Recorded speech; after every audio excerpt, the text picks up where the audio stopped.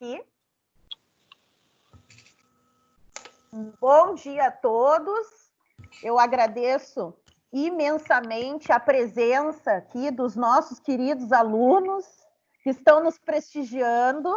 Nós sabemos, não é, que nós estamos agora nesse momento agora é distanciamento social controlado, não é? Mas é um momento tudo bom, Rosi, querida, maravilhosa. Depois vou te apresentar para a Márcia, ela vai adorar te conhecer.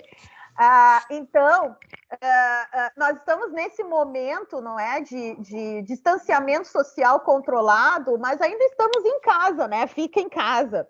Então, eu queria agradecer muito aos nossos alunos, porque eles estão em casa, estão no conforto do seu lar, mas ao mesmo tempo tem os afazeres do lar, tem os outros afazeres, tem muitos alunos aqui que eu sei que trabalham ainda em home office, né?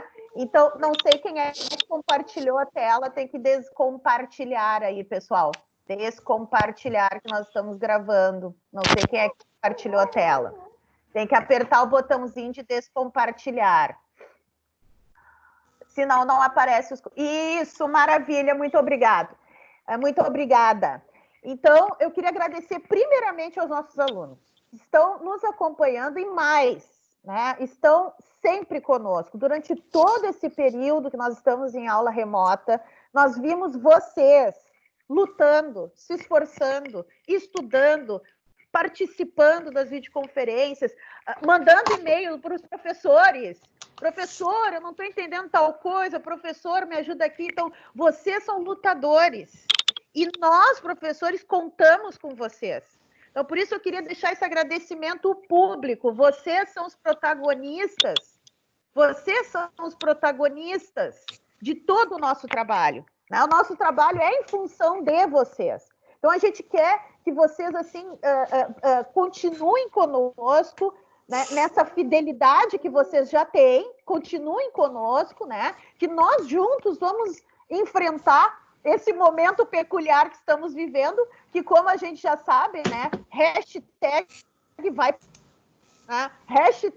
vai passar. E nós, então, vamos juntos, né? Superar esse momento. Então, iniciando os nossos trabalhos, eu queria primeiramente, depois de agradecer primeiramente, né, os nossos alunos, eu queria dizer que esse é o nosso 6º congresso, tá, de Direito de Família, e como todos os anos, tá, é a primeira vez que nós estamos fazendo de forma virtual, em razão do momento que nós estamos vivendo. Mas como todos os anos, eu sempre faço a mesma coisa, e digo a mesma coisa. Qual é?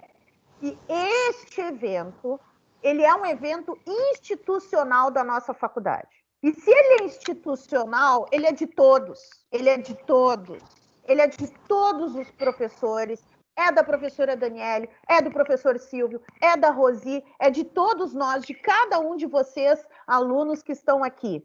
Tá? Então, é de todos esse evento. Então, nós estamos todos aqui unidos para contribuir com o evento. Né? O evento não poderia ser possível sem todos nós reunidos aqui. Então, a primeira coisa é isso, né? Esse congresso é institucional. Né? Eu costumo dizer, não é o congresso da professora Roberta. A professora Roberta, ela convida pessoas e ajuda a organizar. Mas o congresso é de todos nós. É um evento de todos nós.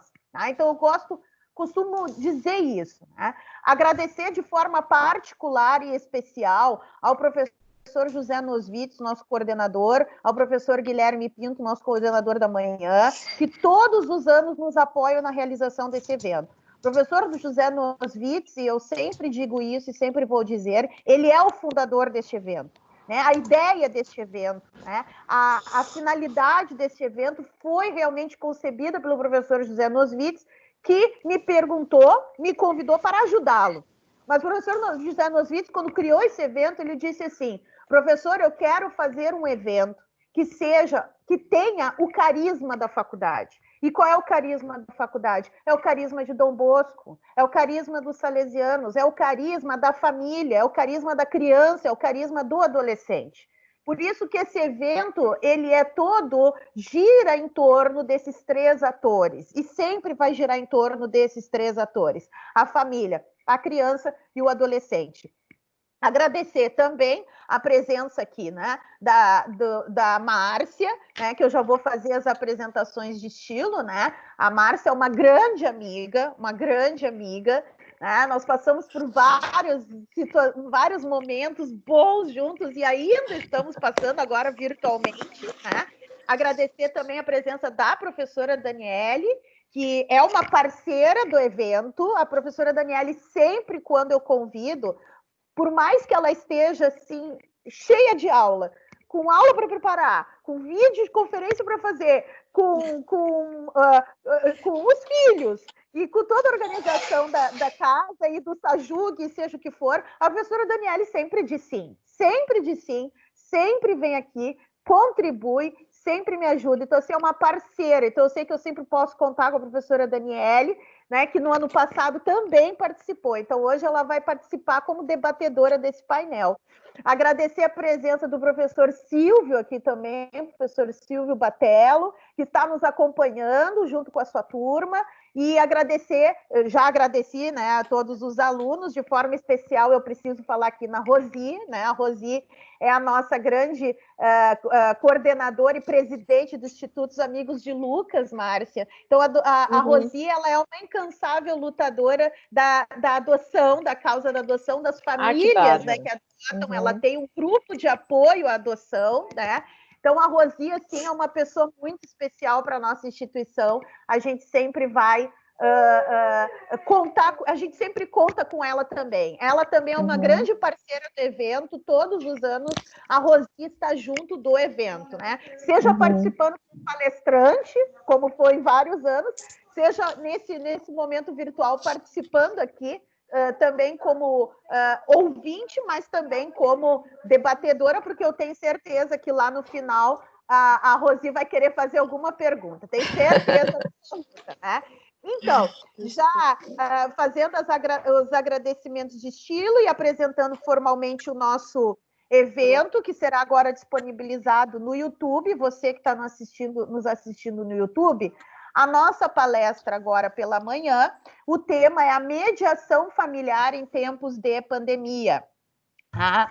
E a nossa querida palestrante, a doutora Márcia Araújo Santos, então, ela é graduada em psicologia pela PUC, pós-graduada em Direito de Família Contemporânea e Mediação pela FADERGS, mediadora e facilitadora de diálogos com formação em cursos nacionais e internacionais, instrutora e supervisora do curso Formação Prático Teórico e Mediação, da Escola de Mediação Domus.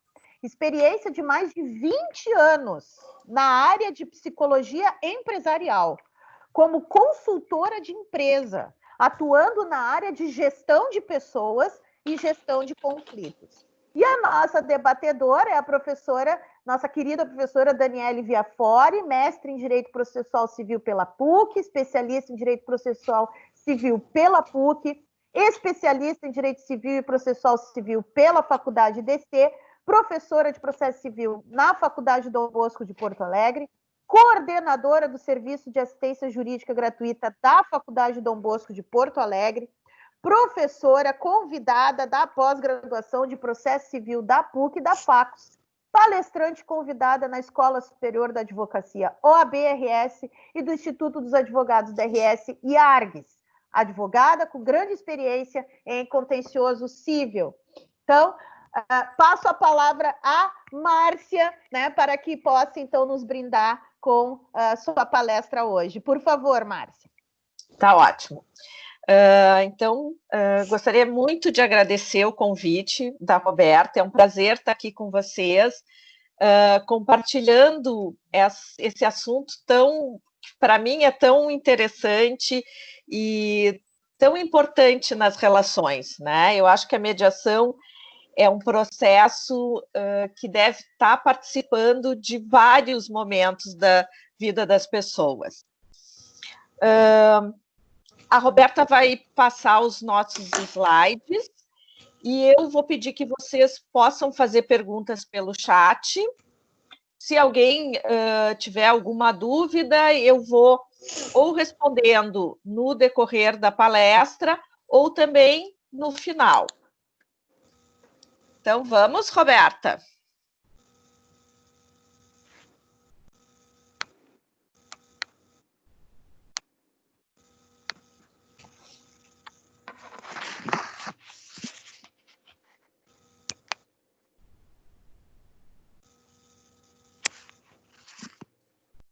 Consegue enxergar?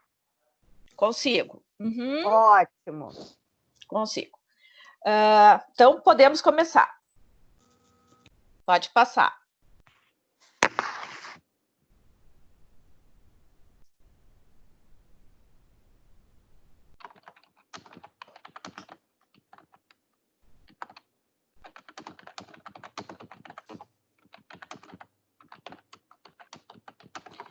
Então, existem várias definições sobre mediação, né? Eu escolhi essa porque eu acho que ela contempla uma série de questões que, para mim, na mediação familiar, principalmente, são muito importantes. Então, a mediação é definida como um processo no qual uma terceira parte trabalha o conflito com as partes para ajudar a mudar sua interação de negativa e destrutiva para positiva e construtiva, ao mesmo tempo que as partes exploram e discutem questões e possibilidades de relações. Então, eu acho que nessa definição fica bem claro o protagonismo das pessoas que estão envolvidas no conflito, que esse, para mim, é o principal objetivo da mediação, é dar protagonismo, é dar a palavra e a forma de resolver para quem realmente está envolvido e sabe o que é melhor para eles na escolha da sua solução. Mas antes de falar um pouquinho de mediação, eu queria contextualizar um pouco sobre o que é um conflito e como é que surge esse conflito. Por que surgem os conflitos? Pode passar, Roberta. Então, se a gente olhar para essa figura, né, dependendo do lado onde a gente olha, a gente vai enxergar um círculo ou um quadrado. E ambas as percepções são verdadeiras. Não tem o certo e o errado. Aqui a gente está vendo, de um lado, um círculo, de outro lado, um quadrado. Esse conceito, essas percepções são muito importantes da gente pensar quando a gente vai trabalhar nos diálogos e nas facilitações dos diálogos e nas mediações. Pode passar a outra. De novo aqui, né? Se a gente olhar para essa figura, umas pessoas vão enxergar uma pessoa em perfil ou vão enxergar a pessoa de frente, né? E a gente não, de novo, não tem certo e nem errado. O que é importante aqui é entender que existem duas formas de enxergar e que existem formas diferentes da minha, e que nem por isso eu estou errado ou o outro está errado, né? O que é importante é eu respeitar a forma de cada um poder enxergar as situações, enxergar as coisas na vida, enfim. Pode passar, Roberta. Então, somos diferentes em personalidade, preferências, valores, desejos, necessidades e percepções. E é comum entrarmos em conflito por estas diferenças e discordâncias. E se vocês pensarem, vou pedir para vocês pensarem um pouquinho, né, nas situações que existem na vida de vocês, vocês vão pensar e vai vir na cabeça de vocês vários momentos de situações como essa, né? De questões que eu estou vendo de um jeito, a outra pessoa está vendo de um outro jeito, e às vezes a gente pode evoluir para um conflito, tá? Uma outra questão que também ajuda a criar os conflitos é a forma da comunicação. É como é que eu me comunico e como é que os outros se comunicam comigo. Pode passar, Roberta. Eu escolhi essa charge porque eu acho que ela identifica muito bem as questões da comunicação, né?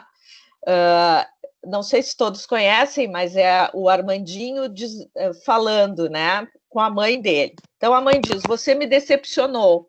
E ele diz: isso eu entendi, só não entendo por que está tão chateada comigo se quem criou a expectativa foi você. De novo, eu acho que isso é uma situação que acontece diariamente na nossa vida, né? A gente cria expectativas, cria desejos, dificilmente a gente explicita esses desejos e essas expectativas. O outro dificilmente também cumpre com essas nossas expectativas, e aí começam as frustrações e começam os distanciamentos. O que eu quero dizer aqui é que essas são as formas que acabam gerando conflitos, né? E que quando a gente trabalha com mediação, é muito importante a gente entender que percepção e comunicação são fatores que geram conflito. E que isso é importante a gente entender, que percepções as pessoas têm de diferentes maneiras, e a gente tem que tentar se comunicar de uma forma mais agregadora, de uma forma sem julgamentos, né? Pensando que os julgamentos são questões que a gente vem e traz automaticamente, e que quanto menos julgamentos a gente fizer, melhor vai ser a nossa comunicação. Pode passar, Roberta. Então, a vida fica mais fácil quando você entende que a outra pessoa tem o direito de não ter a mesma opinião que você. E tá tudo bem, né? É só uma opinião diferente. É que a gente gosta muito quando as pessoas concordam com a gente se sente satisfeita, é bom para o ego da gente, né? Mas isso não significa que quando alguém discorda da gente, vai significar que a pessoa não gosta da gente ou que a pessoa está contra a gente, né? Hoje a gente está vendo nos nossos meios e no nosso mundo muitas polarizações, né? Parece que existem só dois lados, ou é vermelho, ou é branco, ou o meio termo está muito difícil de acontecer. E as pessoas estão ficando muito conflituadas com essas polarizações. Se tu não concorda comigo, é porque tu não gosta de mim, é porque eu não gosto de ti mais. E aí criam-se os conflitos, tá? Próxima, Roberta. Então, os conflitos são situações em que duas ou mais pessoas entram em oposição ou desacordo porque suas posições e interesses e necessidades, desejos ou valores são incompatíveis ou percebidas como incompatíveis. Principalmente percebidas como incompatíveis, né? Na maioria das vezes. Oi. Claro. Onde as emoções e os sentimentos desempenham um papel muito importante, e da qual a relação entre as partes pode sair mais fortalecida ou deteriorada em função dessas diferenças, né? Então, essa é a questão que a gente tem que priorizar. E as emoções e os sentimentos é uma outra questão que é super importante a gente estar atento, né? Geralmente, quando a gente está num conflito, as emoções e os nossos sentimentos não são das mais agradáveis, né? A gente fica mais tenso, a gente tende a ficar mais ansioso, e quando a gente detecta essas emoções e esses sentimentos, a gente consegue lidar melhor com os conflitos. Mais alguma coisa? Pode passar. as causas do conflito. Conflitos de interesse, de caráter competitivo, substantivos, de procedimentos e psicológicos. Conflitos de relações, emoções intensas, percepções diferentes, comunicação pobre, comportamento negativo e repetitivo.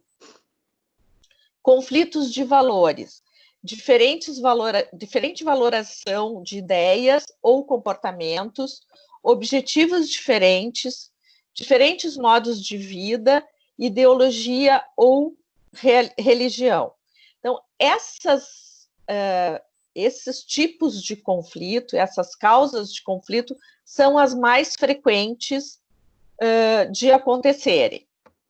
Pode passar.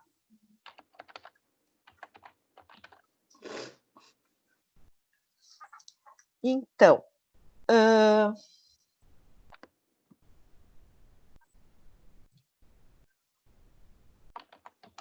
vamos voltar agora para a questão da mediação, né? Depois dessa contextualização de que a gente tem que ter em mente que os conflitos existem e que a melhor maneira da gente poder enfrentar o conflito é entendendo que a gente tem percepções diferentes, que a gente tem opiniões diferentes, que não tem certo nem errado, né? Que são só maneiras diferentes da gente enxergar a questão.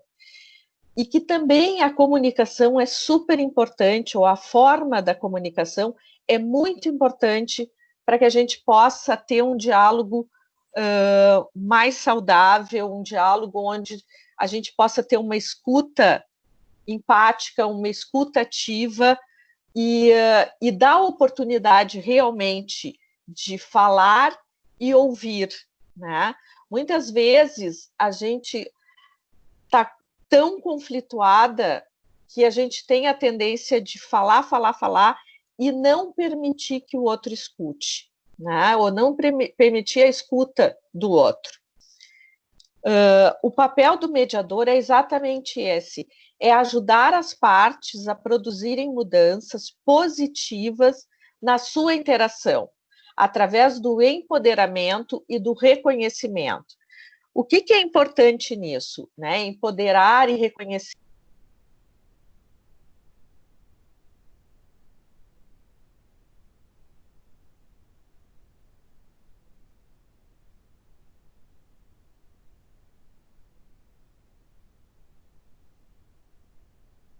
Oi, Márcia? Será que a conexão caiu? Alô? Prof, ela desligou o microfone dela. Ah, não, tá. Então... Não Opa! Deu. Pronto. Deu. Muito obrigada. Tá ótimo. Então, o mediador, através do empoderamento,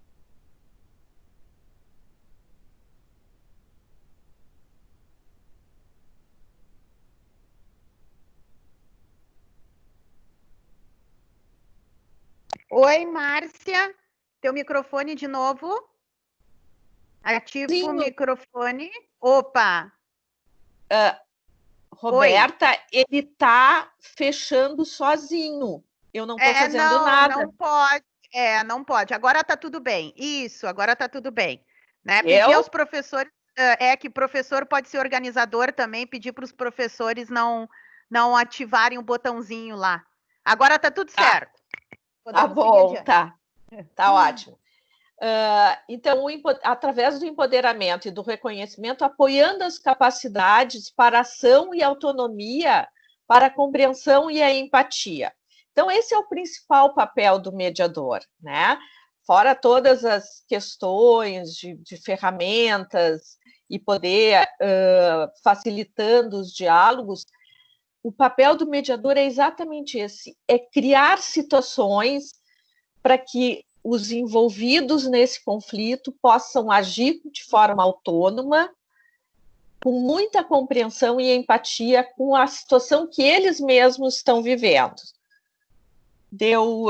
Pode passar para outra.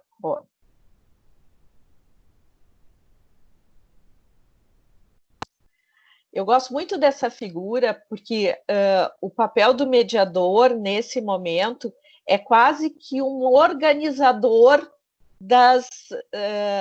dos diálogos, né? Então, os diálogos, às vezes, vêm e as falas vêm de forma muito atrapalhadas, às vezes de formas muito agressivas, e cabe ao mediador saber escutar muito bem cada fala, cada diálogo e organizar esses diálogos, né? E organizando e devolvendo para os envolvidos para que eles possam se ouvir e entender exatamente o que está acontecendo naquela situação deles, porque muitas vezes eles estão tão contaminados com sentimentos negativos, com tanta tristeza, com tantas chateações, que eles já não estão se ouvindo mais. E essa é a pior situação que pode acontecer, né? Quando eu não escuto mais a pessoa com quem eu convivo, ou a pessoa que eu sou casada, ou com o meu filho, ou com o meu sócio, pessoas que a gente tem relações e acaba se conflituando muito. A próxima, Roberta.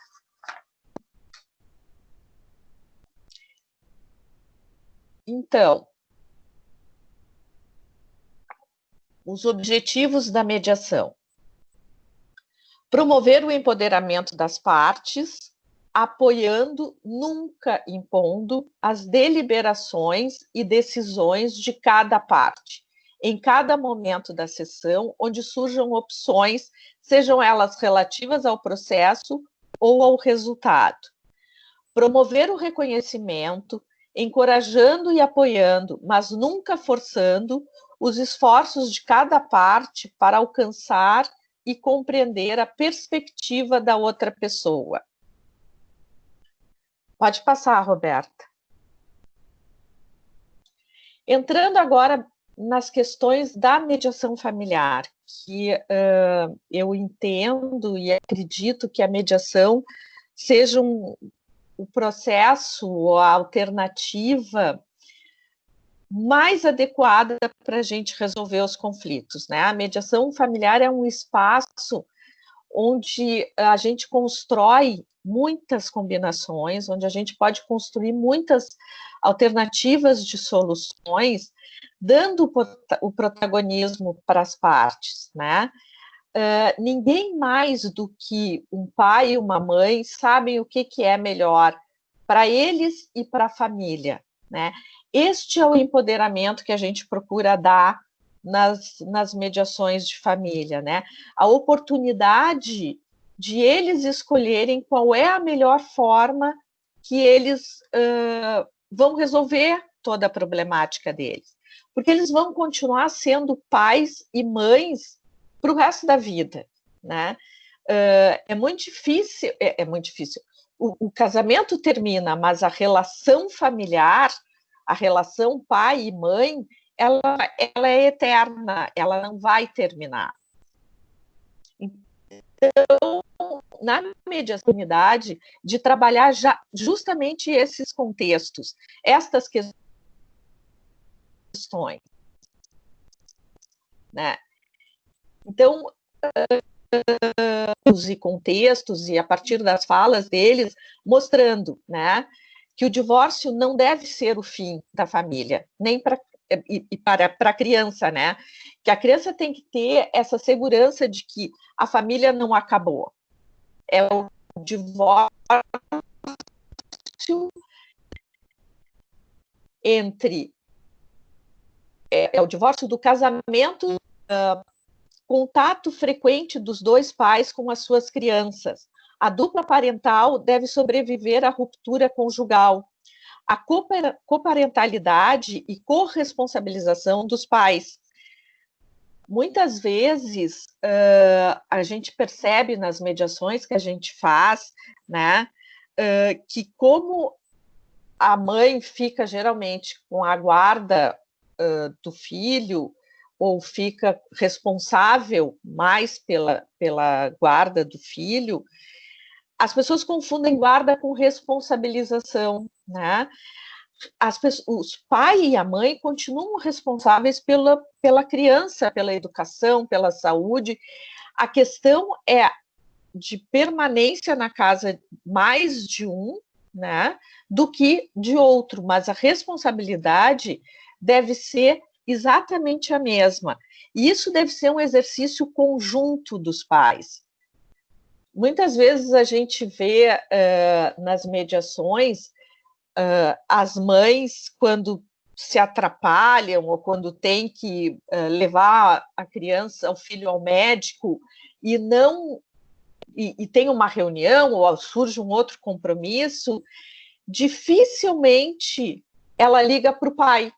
Ela liga para a avó, ela liga para a madrinha, ela liga para uma amiga, para a irmã, para a tia da criança, mas dificilmente ela liga para o pai para que ele possa substituí-la naquela situação de impossibilidade, né?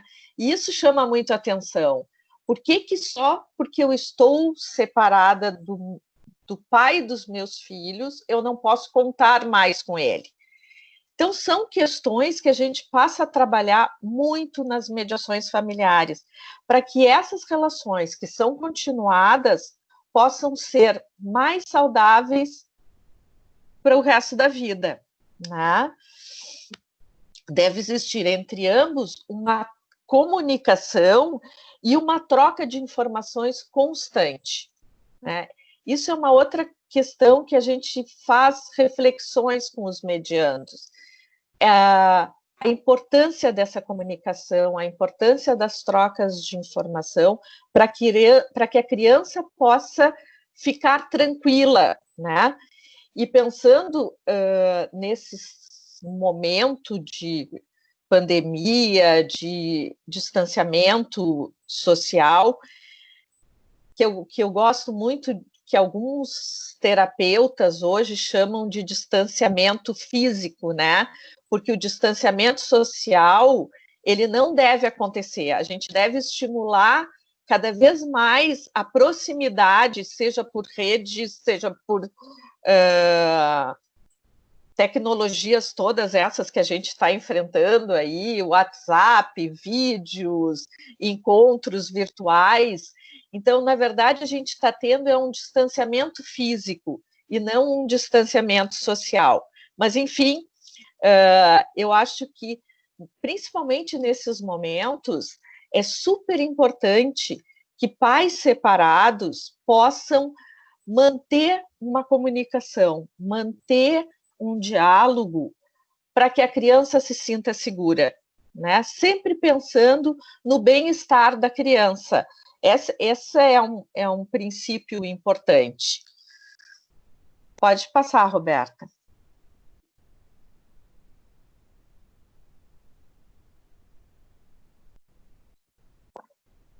Então, em relação aos princípios, né? O que são princípios importantes na mediação familiar? Cada um tem que considerar o outro, que o outro dá o seu melhor, no melhor interesse do filho. Diferente dessas questões, assim, a gente vê que pais separados sempre acham, ela não vai cuidar muito bem do meu filho, ou ele não vai cuidar muito bem do meu filho. Sempre tem essa desconfiança, sempre tem esse sentimento, né? E que a gente tem que tentar, através de reflexões, mostrar que o pai e a mãe vão sempre tentar dar o melhor para o filho, né? Os pais partilham a situação econômica do filho em função das respectivas condições.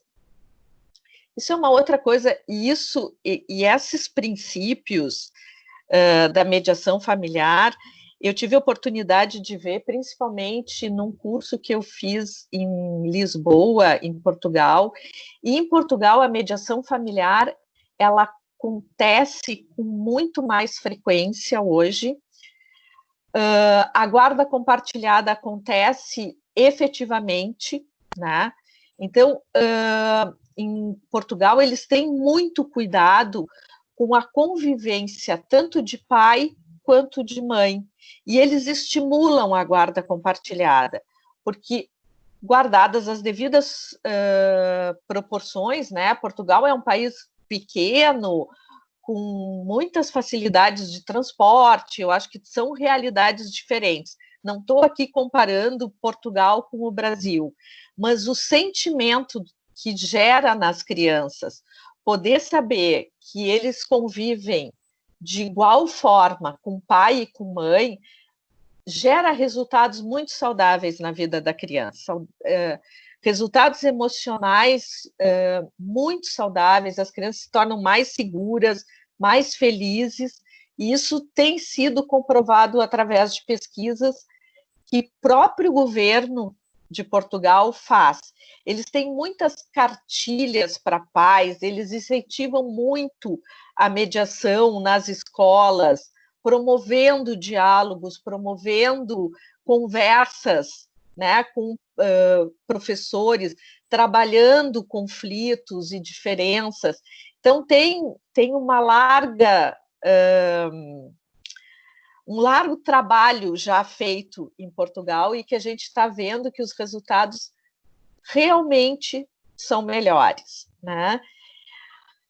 Um outro princípio importante, que cada um dos pais, na sua relação com o filho, defende uma imagem positiva, defenda uma imagem positiva do outro progenitor.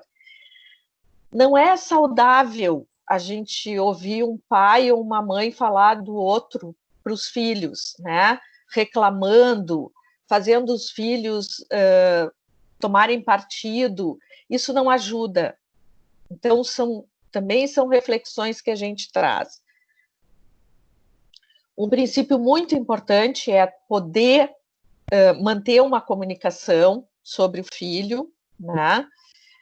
E que o filho tenha liberdade de exprimir os sentimentos. A gente percebe muitas situações que os filhos se constrangem de elogiar o pai para a mãe e a mãe para o pai. Parece que eles estão tomando partido, e isso é em função de uma situação que foi gerada no próprio ambiente familiar e que os pais têm que ter muito cuidado. Pode passar, Roberta. E as vantagens da mediação? Eu sou muito suspeita, eu vejo muitas vantagens, aliás, eu vejo só vantagens, né? Porque eu trabalho com isso e tenho visto resultados. Eu, além da mediação privada, que eu faço e que é bastante frequente e que é muito positiva, porque, em geral, vem antes das pessoas iniciarem um processo, iniciarem todos um desgaste do processo. Então, é muito bacana ver as pessoas procurarem a mediação para não entrar numa briga, para não entrar num processo, respeitando todos aqueles conceitos que eu trouxe para vocês já, né? Que quem melhor sabe da minha vida sou eu mesmo. Quem melhor pode criar alternativas de solução sou eu, ou são os pais, em relação aos seus filhos. Então,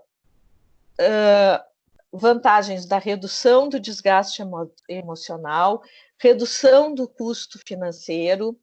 A mediação é um processo mais célere, né?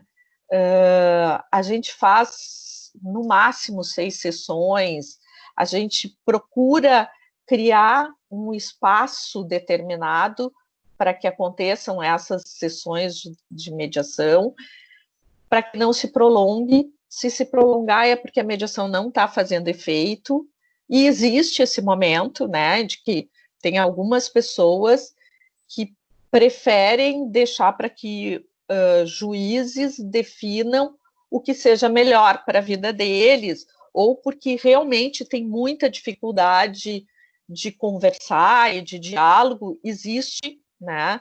A mediação não é uma salvação, ela tem que ser voluntária, ela tem que ser um desejo das pessoas, né? Não adianta impor a mediação, não é assim que funciona. mas, enfim, é mais rápido o processo. Proporciona um ambiente mais cooperativo e atende todos os interesses, né? E o interesse de todos. A gente consegue trabalhar que as pessoas enxerguem essa situação cooperativa.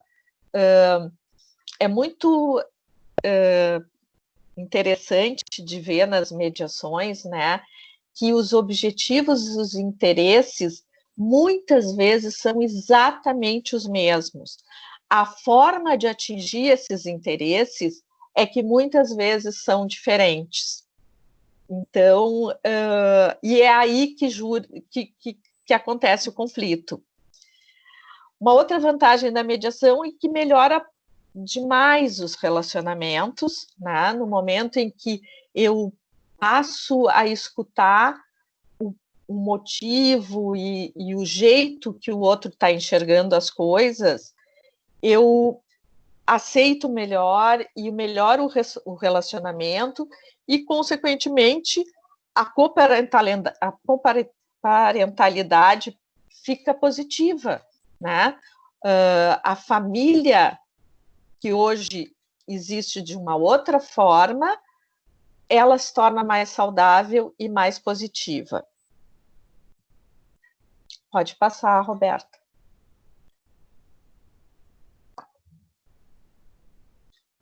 O divórcio bem-sucedido, né? O que é um divórcio bem-sucedido, né? Pensando nessa lógica, né, de que todo mundo tem que ganhar. Acho que a gente passou muitos anos na vida da gente, tem toda uma formação da vida da gente, que se eu ganho, o outro tem que perder, né? A lógica tem mudado nesses últimos anos e agrada muito as relações, né? Não significa que se eu ganho, o outro tem que perder. Significa que eu posso ganhar e o outro também pode ganhar. Essa é a lógica da convivência, essa é a lógica da cooperação, da colaboração, né? Então, a qualidade da relação familiar, antes, durante e após a separação conjugal, na mediação, ela consegue evoluir, né? A qualidade na relação fica melhor. A garantia de que a família sobrevive à ruptura do casal. Esse sentimento que a criança tem que ter de segurança, de que, apesar dos meus pais estarem separados, eu vou ter uma garantia de que eu vou continuar com o pai e com mãe, e que esse pai e essa mãe vão estar me cuidando. Capacidade de associar a parentalidade da conjugalidade. Isso também é uma questão importante, né? Eu não vivo mais com o pai do meu filho, eu não vivo mais com a mãe do meu filho, mas eu convivo para que eu possa cuidar do meu filho da melhor forma possível. Eu mantenho a parentalidade. E a efetiva cooperação e comportamentos de coparentalidade é um exercício constante, né? Isso não significa que não vai ter brigas e que não vão ter discussões e que não vão ter momentos difíceis. Momentos difíceis acontecem quando o casal está casado ou quando está separado. A gente também não pode idealizar que quando nós estávamos casados tudo era perfeito. Não, tinha muitas dificuldades, existiam conflitos e as pessoas conseguiam sobreviver a tudo isso e superar essas questões, né? O importante nessas questões da mediação, primeiro, a mediação pode acontecer antes dos processos, né? Muitas vezes as pessoas me perguntam, eu tenho que entrar com o processo para depois procurar a mediação? Não, independente. A mediação pode acontecer antes, pode acontecer durante o processo, e tudo bem. O que eu acho mais importante é que essa mediação possa acontecer, porque ela vai abrir um espaço de diálogo. Muitas vezes a mediação, e aí eu gosto muito de reforçar que a participação dos advogados na mediação, eu particularmente, existem várias formas das pessoas pensarem sobre isso, mas eu particularmente gosto muito, porque os mediadores, e na mediação, a gente não pode tomar partido e não pode esclarecer dúvidas, né? Porque ao esclarecer dúvidas jurídicas, a gente pode estar passando alguma informação que privilegie um ao outro, né, em detrimento do outro, e isso não é um princípio adequado na mediação. Então, gosto muito quando os advogados estão juntos, para que eles possam ir esclarecendo e dando segurança jurídica para os mediados, né, os mediandos que estão ali na sala. Bom, era isso que eu gostaria de transmitir para vocês, né, que a mediação é uma alternativa bastante adequada, principalmente nesse momento de conflito, né, eu tenho recebido muitos casais que, mesmo estando casados, que estão passando por conflitos bem significativos, porque existe uma outra rotina, está todo mundo em casa, filhos em casa, uma demanda exigente, né? E a mediação também pode acontecer nesses lugares, né? Não necessariamente precisa haver uma ruptura da relação para que a mediação aconteça. A mediação pode acontecer para que os relacionamentos não cause a ruptura nos relacionamentos, né? Como realmente uma facilitação do diálogo, um espaço do diálogo. Eu gosto muito de dizer que a mediação é o espaço do diálogo, é o espaço onde as pessoas possam se sentir seguras de falar e de ouvir. Eu fico aberta para perguntas, esclarecimentos, e queria agradecer de antemão essa oportunidade de estar com vocês.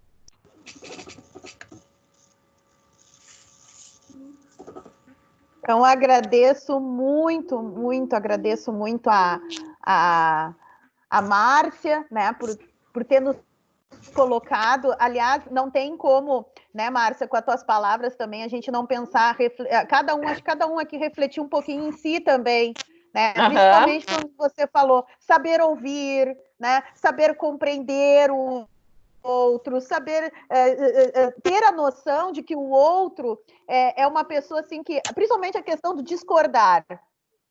No meio jurídico, a gente tem horror que alguém discorde da gente, né? Porque, teoricamente, a gente está sempre certo, né? Então, como é que alguém discorda? Então, no meio jurídico, como é importante isso? Como é importante a gente ter essa noção de que eu estou com um colega, de que eu estou com outro advogado numa audiência, de que eu tô... e o outro discorda. Também um ponto de vista interessante. Então, eu tenho que me desarmar um pouco, né? Exatamente. E nesse sentido, assim, quem sabe, me desarmando, o diálogo não flui, e aí a gente consegue chegar no conflito, melhor resolução do conflito, né? Que é o que todo mundo quer quer ganhar. Isso do ganha-ganha, tu bem colocaste isso. Hoje, né, uma saudável advocacia hoje, a OAB tem falado muito sobre isso, né? É o ganha-ganha. Acabou essa história do litígio antigo, do eu ganhei. Tá, tu ganhou o quê? Né? Tu ganhou... Não, eu ganhei 10 mil. Tá, vai gastar os 10 mil no outro dia. Quer dizer, né? Hoje é assim, né? Exato. Ainda mais em direito de família, o principal, né? O direito de família tem que ser sempre ganha-ganha, sempre. Não pode ter no direito de família. Exatamente. Né? Ou eu ganhei, ou eu venci ela, ou eu venci ele. Nossa, às vezes a gente tem que lidar com isso, né? O processo judicial vive um meio de vingança. né? E daqui a pouco aquilo é uma honra, né? E quando, na verdade, essa honra não vai voltar nunca, porque o que o outro fez para ti te magoou, se tu não perdoar, vai ficar para sempre contigo. Não adianta ganhando ou perdendo o processo, né? Então, são questões que as pessoas estão começando a enxergar, tu tem toda a razão, eu estou vendo isso, as pessoas estão começando a enxergar isso, né? Até porque as pessoas estão cansadas de estar sempre com raiva, com raiva. Daqui a pouco cansa de ficar. Muito cansativo, né? É cansativo tu tá com raiva sempre. Então, chega, né, de raiva então, assim, foi muito bom, Márcia. Então, eu vou agora passar a palavra para a professora Daniele, nossa debatedora. Eu vou, então, abrir aqui os debates para quem quiser usar o microfone ou quiser usar o chat, tá? Então, professora Daniele, por favor. Bom dia, pessoal. Bom dia a todos. Bom dia, nossa palestrante, doutora Márcia Santos, professora Roberta, demais professores e alunos aqui presentes nesse nosso 6º Congresso de Direito de Família, agora na versão virtual, né, professora Roberta? Estamos aqui reunidos. É uma satisfação estar aqui hoje presente, né? Segunda vez aqui presente. Primeiramente, eu gostaria de agradecer à professora Roberta pelo convite, né? E parabenizar a nossa convidada palestrante, doutora Márcia, que nos enriqueceu com uma bela aula sobre mediação, né? Cumprimentos e muito obrigada.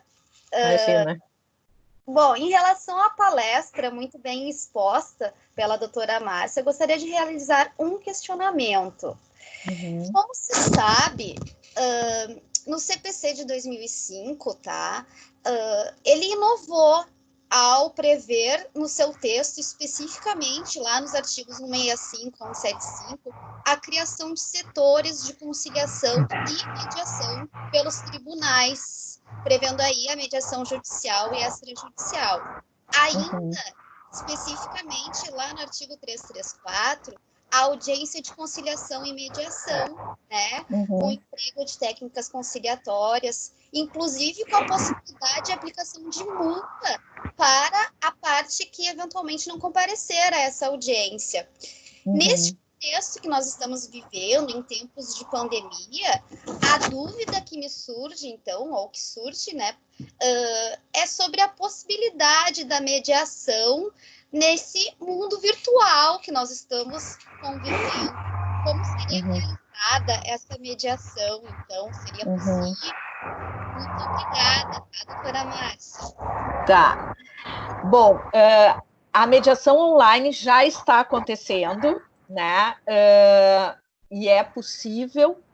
O Tribunal de Justiça já está fazendo mediações online. Eu faço um trabalho de voluntariado e também coordeno a supervisão de estágio do curso que nós damos na escola. A gente faz um estágio na Defensoria Pública, né? E a gente também começou a fazer mediação online, porque as coisas não podem parar, né? Óbvio que a gente está todo mundo aprendendo nesse momento, né, Daniele? Porque são situações novas. Na defensoria, então, a gente se depara com situações bem difíceis, muitas vezes, né? Porque é um público bastante vulnerável, né? É na defensoria, na área de família. Muitas vezes eles continuam convivendo na mesma casa, então a gente faz uma videochamada e eles estão todos no mesmo ambiente. Isso para nós é uma questão difícil às vezes, né? Porque podem se agredir, podem, enfim, ter momentos mais tensos na mediação. Não aconteceu ainda, está indo tudo super bem, a gente está tendo resultados bem positivos, né? Não sei te dizer honestamente se é melhor presencial ou se é melhor virtual. Acho que o virtual está nessa situação de mediação, ela vai ser uma opção, né? Para que as coisas não encerrem nesse momento. Mas com tudo que a gente aprende na mediação, com todos os princípios e valores que existem na mediação, o ideal é que seja presencial. Mas nada está impedindo de que as mediações estejam acontecendo online e que tem gerado resultados bem positivos. Muito obrigada.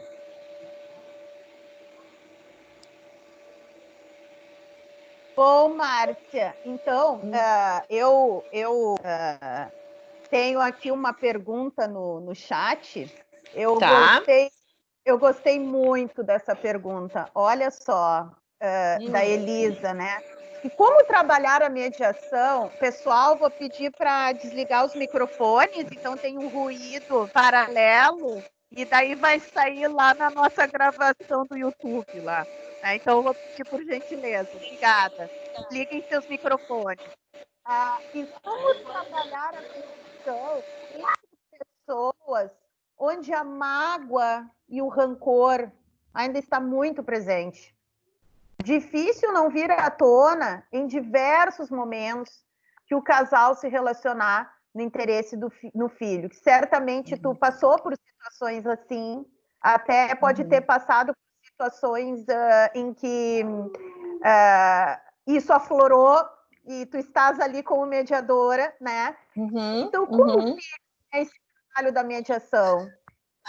Esse é o grande desafio, Elisa. Parabéns pela tua pergunta, é ótima. Esse é o grande desafio, né? Na maioria das vezes, os casais chegam com muitas mágoas, com muitos rancores, e cabe ao mediador ir limpando, né, essa cena toda das mágoas, né? A gente usa muitas ferramentas na mediação para tentar, muitas perguntas, para tentar mostrar que, embora tenham acontecido essas mágoas, esses rancores, que isso fez parte de uma história que está lá atrás e que a gente tem que tentar pensar no daqui para frente, né? Que a gente dificilmente consegue mudar o passado, mas a gente consegue, na perspectiva de futuro, mudar ou fazer de uma forma diferente. Não é fácil, né? Eu tive diversas situações, né? Mas uma situação, por exemplo, de que a esposa estava muito magoada com o ex-marido, porque ele tinha saído do casamento, porque tinha tido uma outra mulher e que ele já tinha essa mulher antes de terminar o casamento, enfim, aquela situação clássica que acontece muitas vezes, que a gente se depara com isso.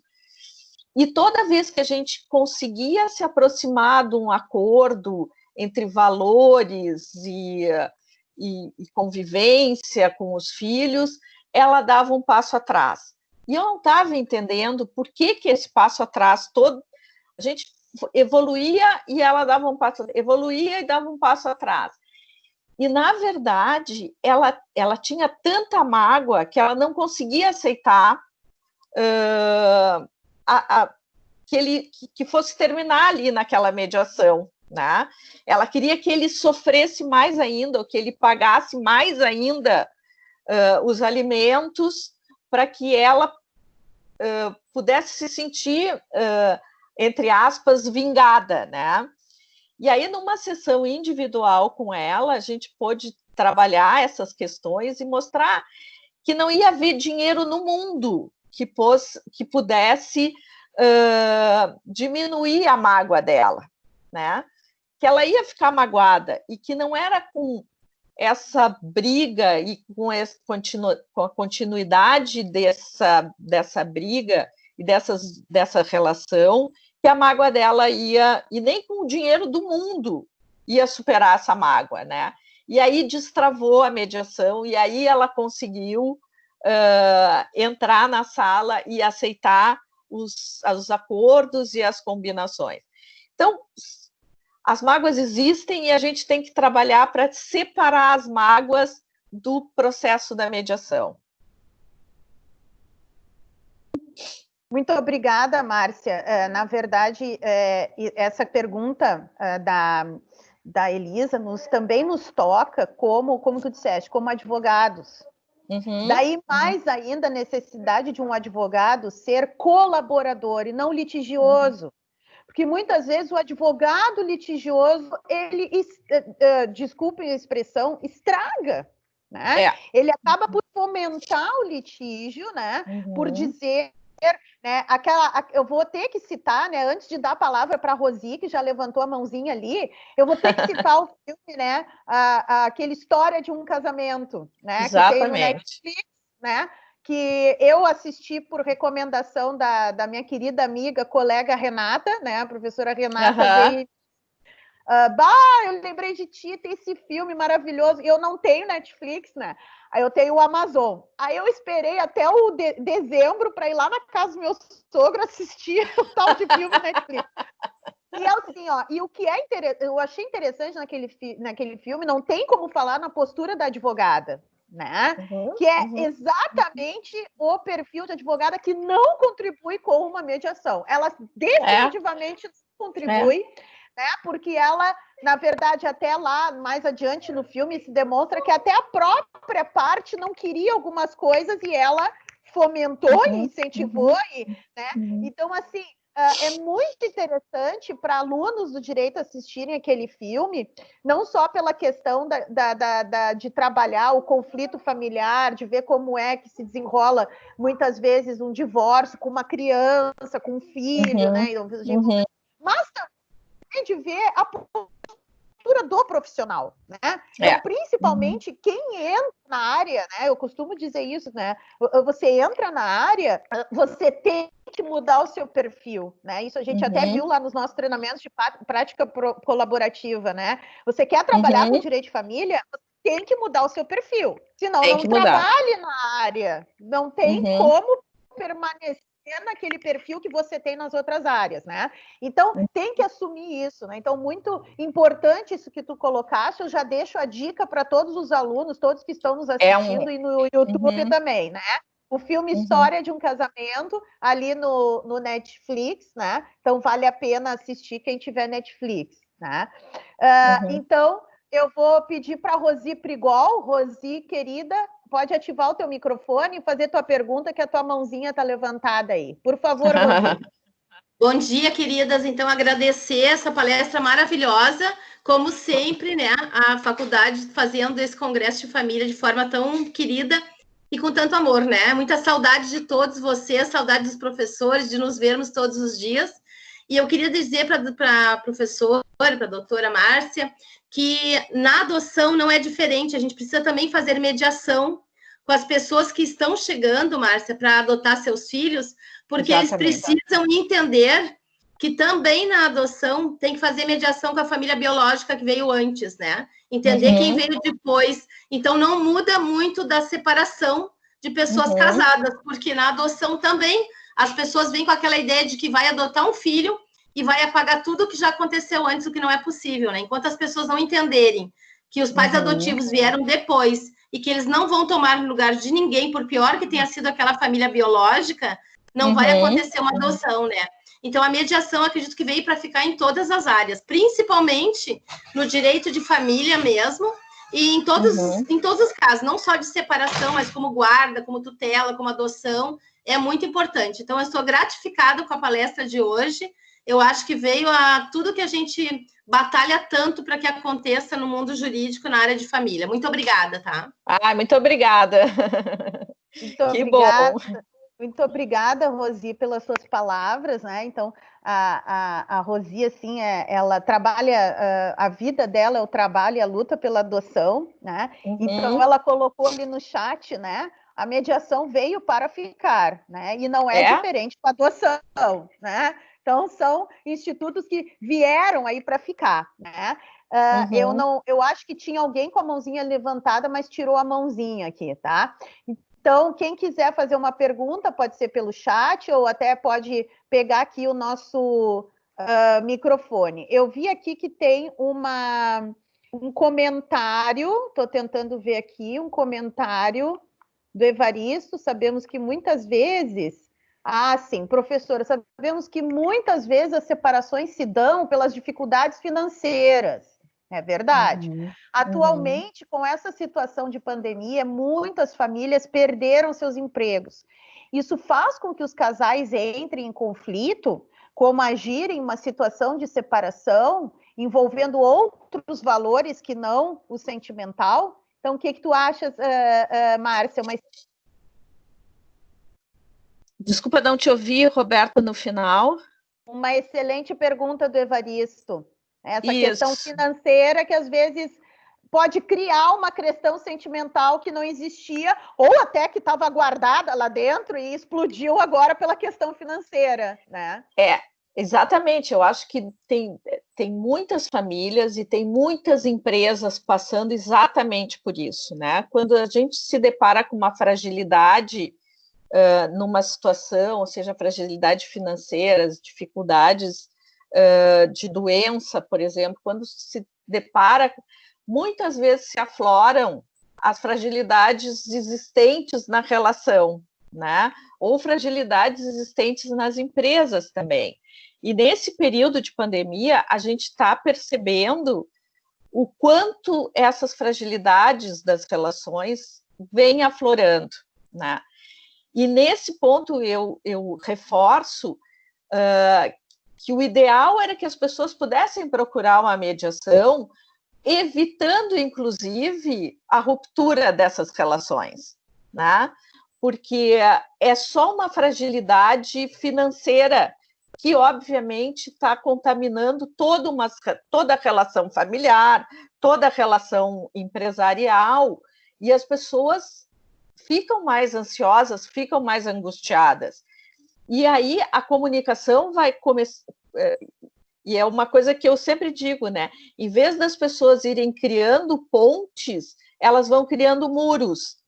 E aí, para acontecer a ruptura, não leva muito tempo, né? Eu acho bem importante, nas situações de crise, a gente poder ter em mente as opções que existem, de procurar terapeutas, de procurar mediação, de pedir ajuda, porque não é fácil enfrentar situações, né? A gente está vendo famílias e empresas com muitas dificuldades financeiras. E quanto mais a gente puder tentar criar alternativas para isso, melhor, mais a gente vai ajudar, né? Não sei se eu respondi a pergunta do Evaristo. Acho que sim. Aqui tem 3 perguntas, pelo menos, tá? Olha só como a gente conseguiu atingir a curiosidade dos nossos queridos alunos. Eles estão perguntando, vou pegar 3 perguntas que são relacionadas. Como funciona a mediação? Como é que eu tenho acesso, né? Outro aqui, como que funciona essa mediação voluntária, né? A mediação, ela só se dá judicialmente? Então, o pessoal ficou curioso no seguinte sentido, né? Como é que eu tenho acesso à mediação? Eu preciso fazer treinamento? Quem pode ser mediador? Eu preciso estar formado no ensino superior para ser mediador? Eu preciso estar formado em direito para ser mediador judicial? Existe algum curso do tribunal para ser feito? E como que funciona esse programa de mediação voluntária? Né? Se existe algum curso que eu possa fazer, como é que eu consigo chegar numa vara judicial e ser voluntário lá para mediação, né? Que até é interessante, porque para quem estuda direito, fazer um curso de mediação, conseguir ser nomeado mediador e participar, que experiência, né? Que experiência que vai ter né? Então, eu queria que tu colocasse para nós, Márcia, até porque tu trabalha com mediação judicial também. Isso. Na verdade, para ser mediador, a pessoa precisa ser capacitado, né? Existem diferentes cursos hoje no mercado, existem cursos de mediação judicial e existem cursos de mediação em geral, não importando se é mediação judicial ou extrajudicial. Mas é importante, por exemplo, no curso que eu faço parte como docente, a gente solicita sempre que as pessoas sejam formadas em alguma universidade, em alguma faculdade, não importa o tipo. Nós já tivemos alunas de contabilidade, alunos de artes plásticas, da administração, pedagogas, de diferentes formações. A formação em si não é um requisito que conta, né? Conta ser formado pela maturidade, mais pelas vivências, porque trabalhar com mediação requer uma maturidade muito grande, né? A gente lida com muitos conflitos. E as pessoas têm que ter uma forma madura de também segurar as emoções, de poder administrar esses conflitos, de poder não se envolver emocionalmente com tudo que está ali, conseguir ser imparcial, que é um dos princípios principais da mediação. Então, as formações são muito importantes. Às vezes as pessoas perguntam, é mais fácil para ti, que é psicóloga, ser mediadora, do que um advogado ser mediador. Eu acho que não tem isso, né? Eu acho que a gente tem que desenvolver as habilidades da mediação. A gente tem que ter habilidade de escuta, a gente tem que ter habilidade de acolhimento, a gente tem que ter habilidade de gostar, né, de resolver, de ajudar as pessoas, de escutar as pessoas. Então, são habilidades importantes para tu poder ser um mediador. Quanto ao trabalho voluntário, todo o trabalho voluntário que acontece no Tribunal de Justiça e na Defensoria são através de convênios com as escolas de mediação, né? Então, os alunos que fazem parte do curso de mediação conseguem fazer as práticas no Tribunal de Justiça, com os cursos que são vinculados ao Tribunal de Justiça, e conseguem fazer prática na Defensoria com os cursos que são vinculados com a Defensoria. Tem o curso do SAJU também, lá na URGS, por exemplo, que aí os alunos da URGS são os voluntários lá no SAJU. Então, são oportunidades que estão acontecendo nessa questão da área familiar, né, gente? Eu não tenho muito conhecimento, por exemplo, de mediação comunitária. Sei que existem projetos bem bacanas, mas aí não é a minha área de mediação comunitária. Bom, tem aqui a pergunta do Guilherme, achei muito boa, depois eu vou para as outras ali que se relacionam. À luz da pergunta da Elisa, a reunião separada entre as partes não acaba sendo uma saída mais saudável de forma emocional para ambas as partes? Dessarte, uma vez que os dois lados tenham um conflito pré-existente, não é mais emocionalmente interessante a abordagem individual de cada uma das partes? Por mais que isso acabe acarretando em um desgaste maior do próprio mediador. Márcia. Então, as sessões, o princípio da mediação é justamente fazer com que as pessoas possam se escutar, né?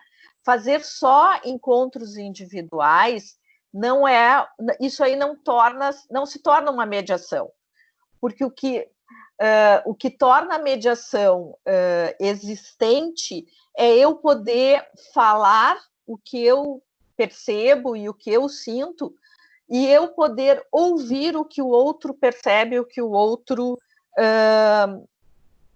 sente.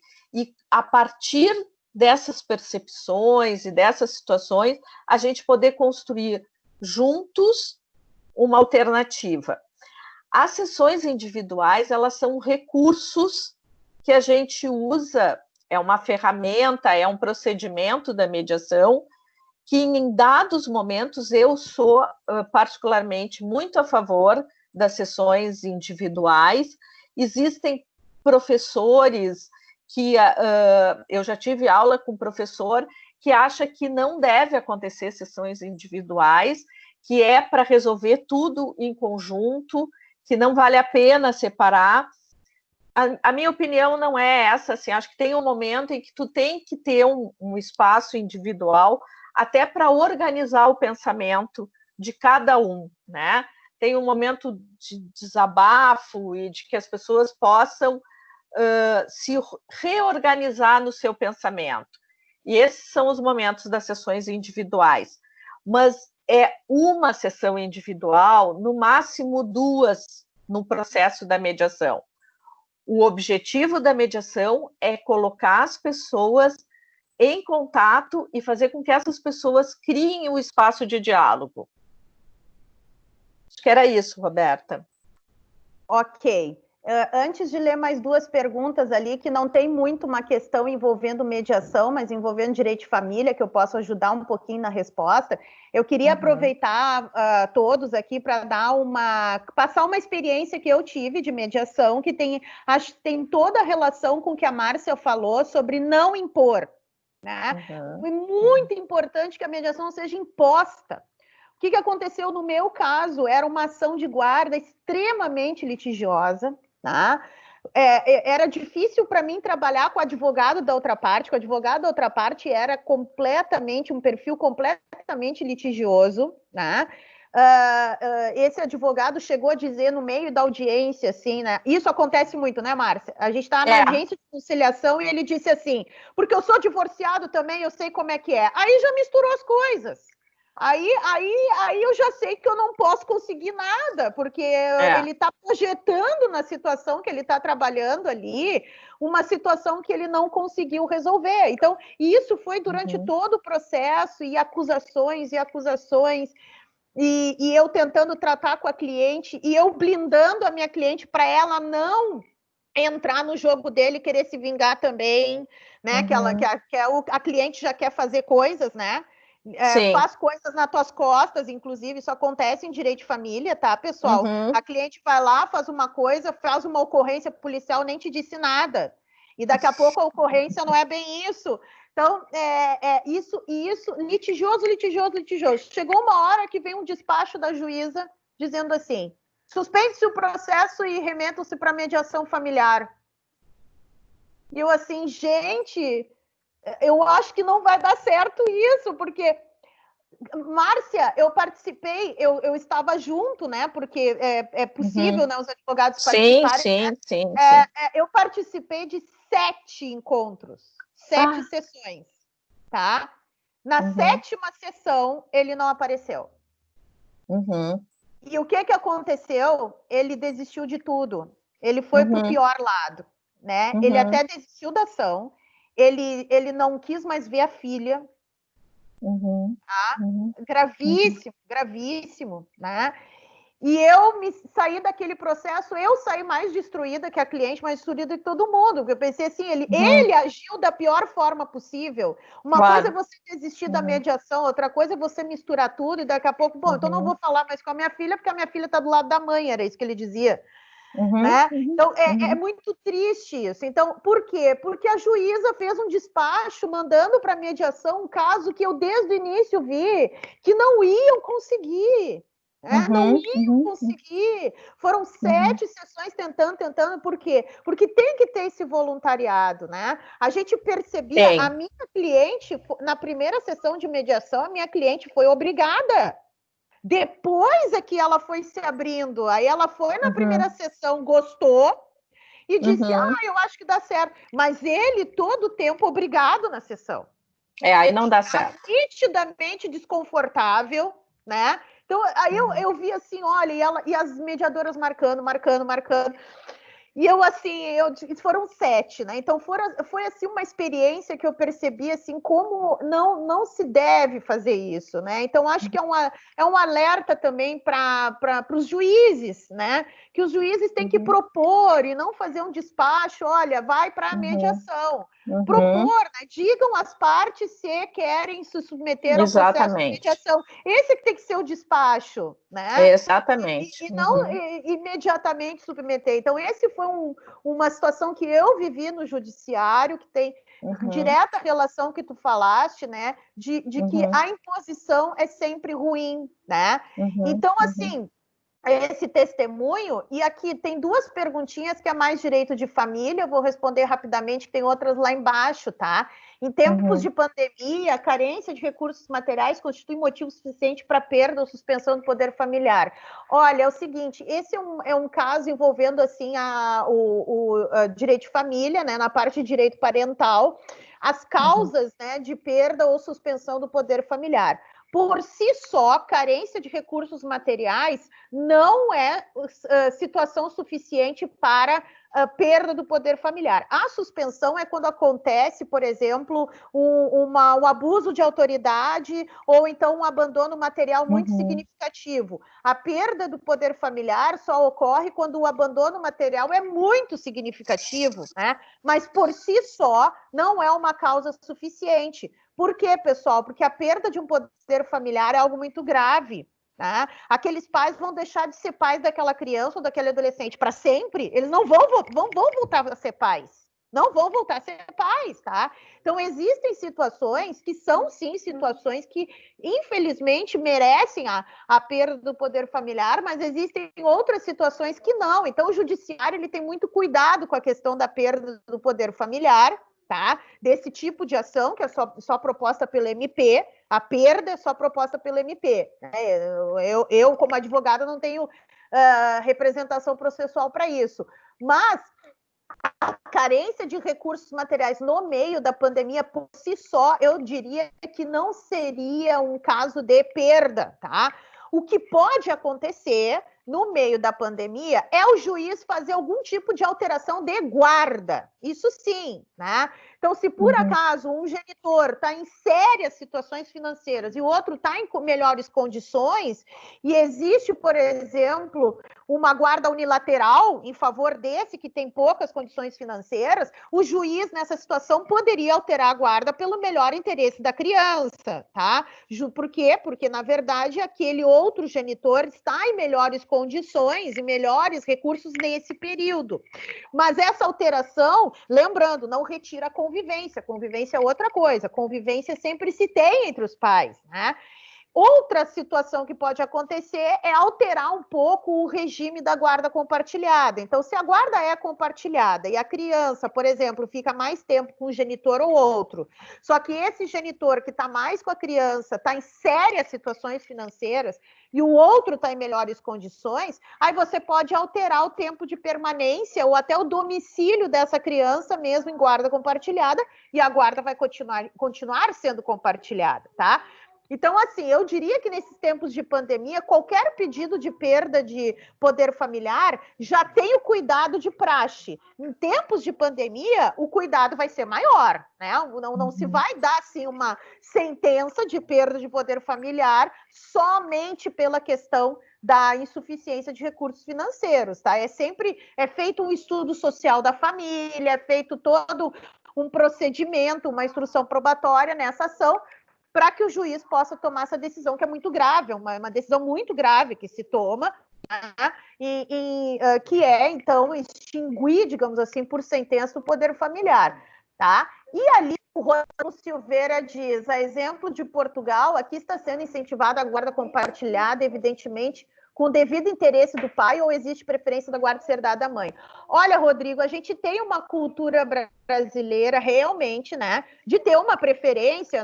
As guardas unilaterais antigamente eram todas para a mãe, não só pela cultura, mas também pela situação. Nós também temos uma cultura, digamos assim, e isso não é questão de gênero, é uma questão científica, de dados, né? Nós temos uma cultura brasileira de que normalmente a mãe fica com os filhos, né?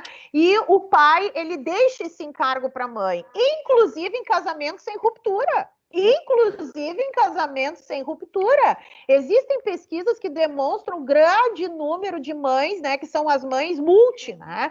As mães que são administram o lar, as mães que trabalham fora e são casadas e têm todo o encargo com os filhos, né? Então, mesmo num casamento, existe ainda essa cultura, que dirá numa ruptura, né? Então, essa cultura ainda existe. Então, antes, quando se tinha uma preferência, digamos assim, antes da lei da guarda compartilhada, quando você tinha guarda unilateral ou guarda alternada, aquele horror da guarda alternada, né? Se dava a guarda unilateral normalmente para a mãe, porque a mãe acabava ficando com esse encargo, né? Inclusive, em geral, as mães acabam se sacrificando para ter esse encargo, né? Isso é muito comum em várias situações familiares, né? Da mãe, inclusive, ter o protagonismo de querer a guarda, né? Porque se preocupa com os filhos. Então, essa cultura ainda existe. Mas em termos de legislação, tá, Rodrigo, nós já temos, isso tu vai aprender, ou já aprendeu comigo, agora eu já não me lembro, é tanto aluno que eu não me lembro. Em direito de família, que a gente aprende, então, que hoje, no nosso Código Civil, a regra é a guarda compartilhada. Então, a própria lei incentiva. Não é só o judiciário que incentiva, não é só a Márcia mediadora, mas a própria lei incentiva isso, mesmo, diz a lei, mesmo existindo litígio entre os pais, mesmo existindo uma dificuldade de relacionamento.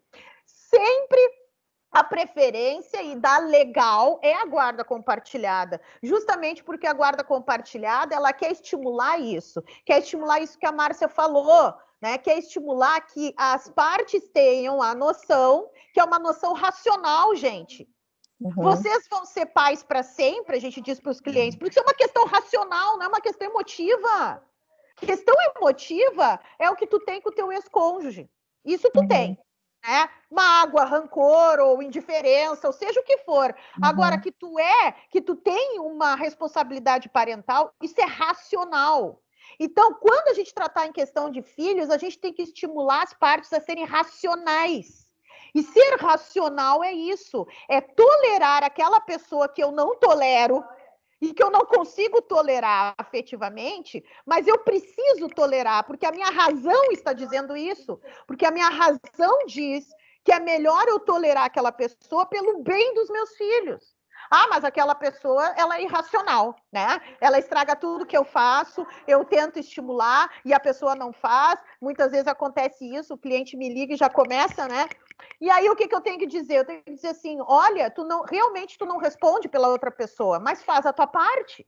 Tem que fazer a tua parte, né? Porque os teus filhos precisam disso. Se a outra pessoa não se deu conta, lamentável, e é lamentável para os teus filhos também, mas tu vai fazer o máximo para que os teus filhos não sintam essa indiferença, né, essa postura equivocada da outra parte, né? Então, assim, muitas vezes a gente ouve os clientes dizerem isso, eu tô cansado, e cansa mesmo, tá? Só que racionalmente, a gente tem que tirar as forças para não cansar, porque os filhos precisam disso, né? Então, eles precisam dessa segurança que só uma postura como essa, uma postura que passa a, digamos assim, racionalizar o conflito, né? Aquilo que a gente chama de racionalização do conflito, né?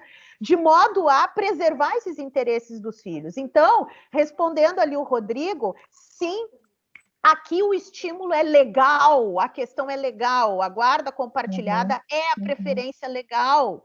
E cada caso é um caso, Rodrigo, cada caso é um caso. Os juízes mais experientes de direito de família, a gente percebe isso. Os juízes mais experientes tratam caso a caso. Exatamente. Caso a caso, eles vão tratando situação por situação, eles fazem uma espécie de análise, né, levantam dados daquela situação. Tem juízes, por exemplo, que não dispensam nunca uma audiência conciliatória, mesmo quando a ação é consensual. Por quê? Não porque ele não porque ele é formalista, mas porque ele tem esse cuidado. Ele quer ver as partes, ele quer ver se as partes estão seguras mesmo, né? Ele quer ter essa segurança. Se tem uma criança, o juiz quer ter essa segurança de que aquele acordo realmente é bom, né? Então, tem juízes que não dispensam audiência de conciliação, mesmo em ações consensuais, né? Então, juízes mais experientes, tá? Sempre vão analisar caso a caso, mas sempre vão procurar, então, propor essa guarda compartilhada que é legal, tá? Então, ali tem outra pergunta do Guilherme. Pode-se dizer, então, que a mediação tem também um viés psicológico, Márcia? Pode-se dizer? Tem uma frase que eu gosto muito. A mediação não é terapia, mas é terapêutica, né?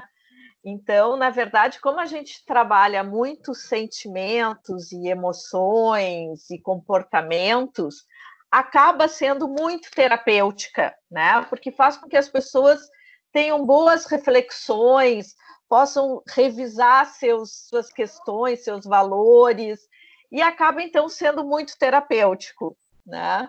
Mas não é terapia, não é para ter viés psicológico, tá? Então, pessoal, antes da gente assim, se encaminhar para o final aqui, que eu não vi mais perguntas nem mãozinhas, eu queria fazer a propaganda de um livro que eu gostaria que todo mundo pudesse ler. Eu tenho certeza que a Márcia vai fazer um sorrisão, né? Márcia, o livro do Rosenberg. Isso, maravilhoso. Eu li esse livro, ele me chocou e me mudou, né? Porque eu me coloquei muito dentro aqui. Tá? Uhum. Esse livro, pessoal, se chama Comunicação Não Violenta. Comunicação Não Violenta. Marshall B. Rosenberg. Tá?